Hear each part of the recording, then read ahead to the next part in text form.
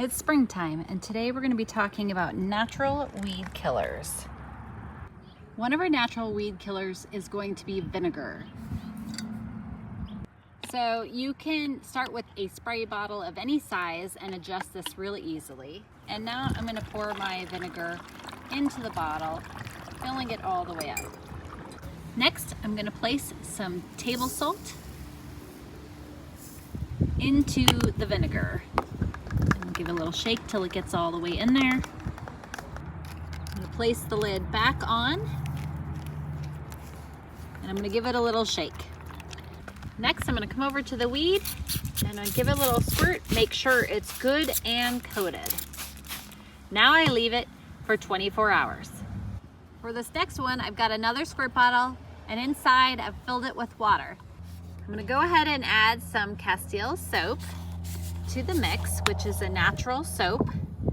Go ahead and add about a tablespoon or two to this water bottle. Now, if you were working with a bigger water bottle, you'd want to use a little more. Next, I want to add some more table salt to this one, just like before. And I'm going to pour that in to the squirt bottle, give it a little tap, and I give it a little shake. This is another new weed coming up in our driveway, so I'm going to go ahead and spray this with the soapy water, like so. And again, I leave this for 24 hours. And the last one I'm going to show you is my electric kettle, which has boiling water in it.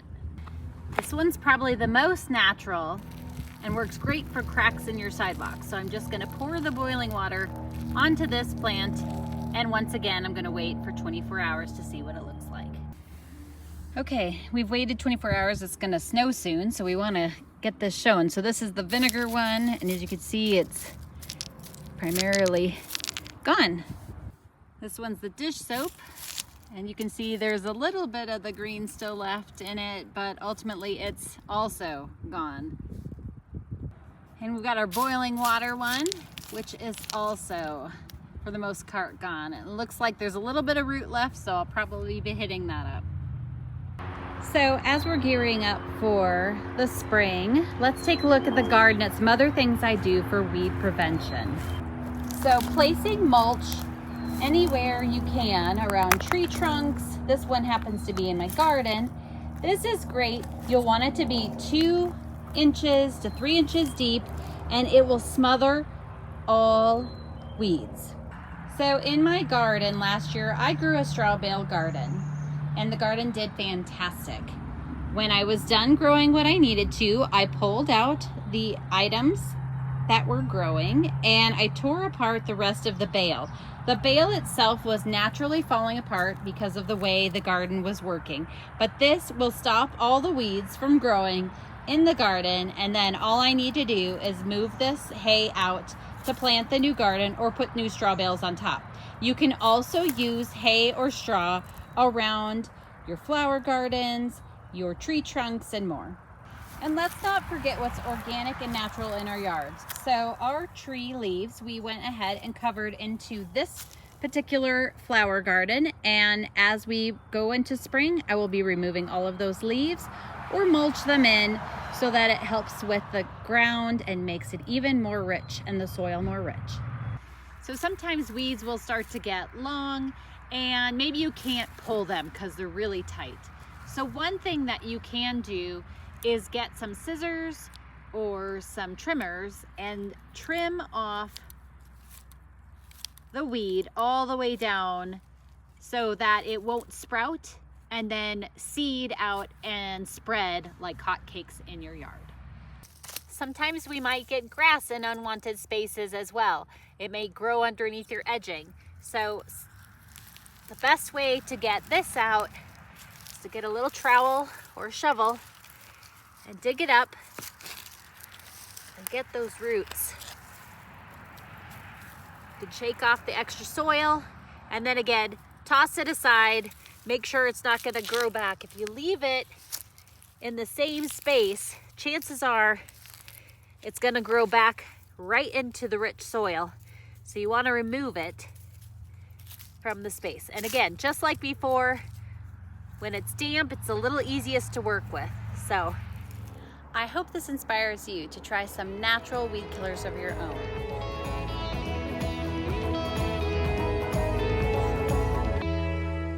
Today we're going to cover some eco-friendly cleaning tips, and we'll cover topics like counters, sinks, faucets, tile and grout, tubs, soap scum, showers, and more.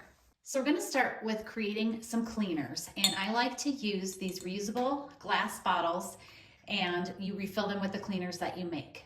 This is an all-natural soap, good ingredients, no harsh chemicals, and this one is unscented, so good for anybody who is sensitive to fragrances. So this will be the base of our household cleaner. So this glass container holds approximately 2 cups, and what we're going to do is put 4 tablespoons into the bottle. Next, we're going to add water and fill it all the way up to the top. Now that the lid's on, we give it a little bit of a shake to get that soap mixed in with the water, and this one is ready to use. All you got to do is spray your cleaner on, and I like to use washcloths that I can reuse so they're eco-friendly.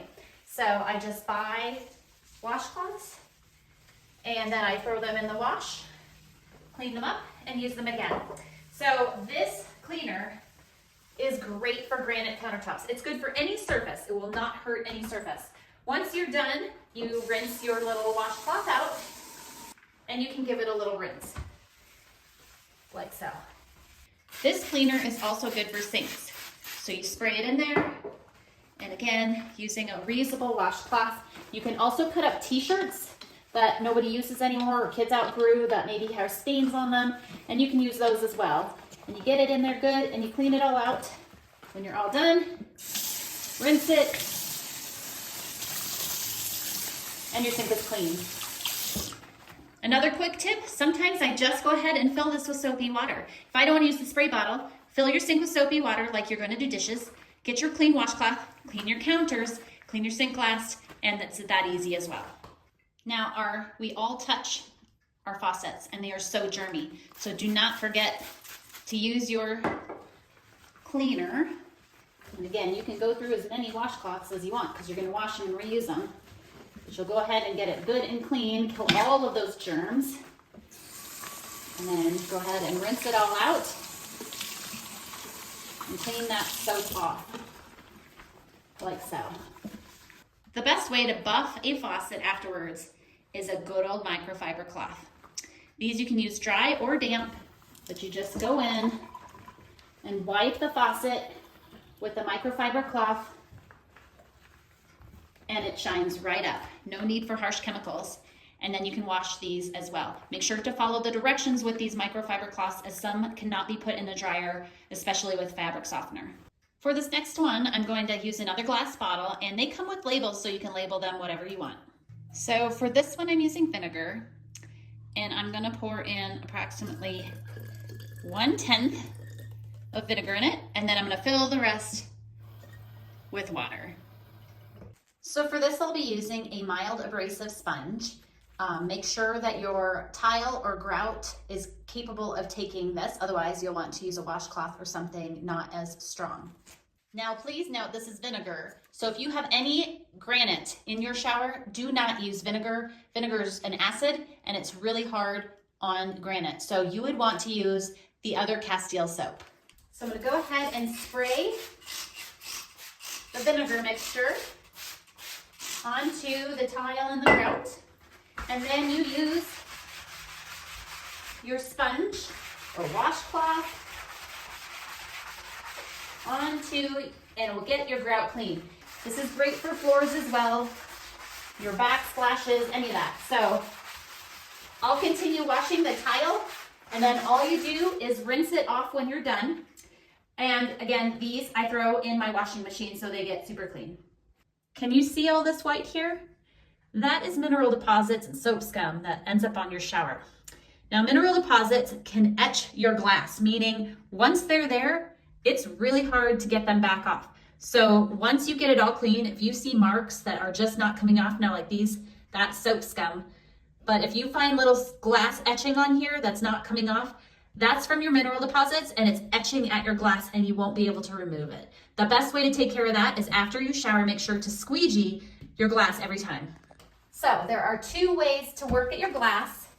One is to spray it with vinegar, especially if you have those mineral deposits. This will eat away at them and help you clean them.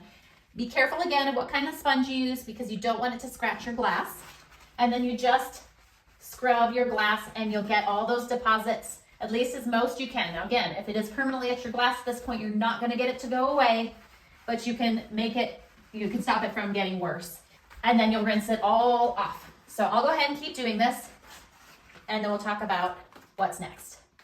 Now we're going to talk about another great cleaner that most people have in their homes, and this is baking soda. I put my baking soda in a mason jar with a screw-on ball top that has a sprinkler in it.